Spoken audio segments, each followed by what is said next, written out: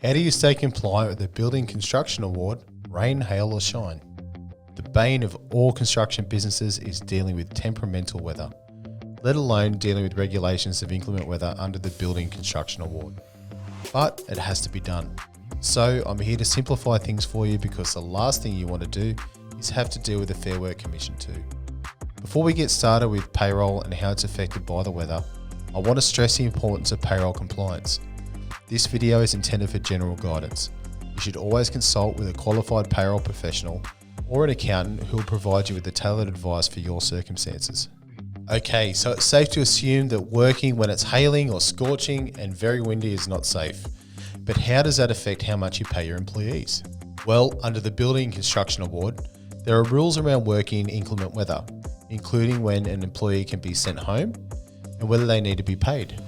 An employer can't ask their employees to start or continue work during severe and inclement weather if it's unreasonable or unsafe. So, most of the time, staff end up being sent home.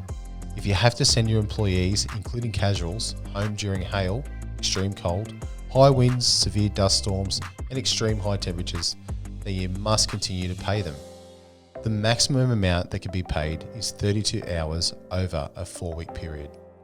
One thing to keep in mind is that if inclement weather takes place during overtime, the employees are not entitled to any payment for stoppages at work.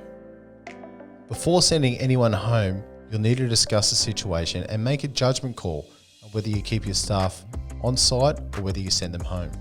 If it's deemed unsafe and there risks the employee's life and health, you must send them home and record the period between work ending and starting again.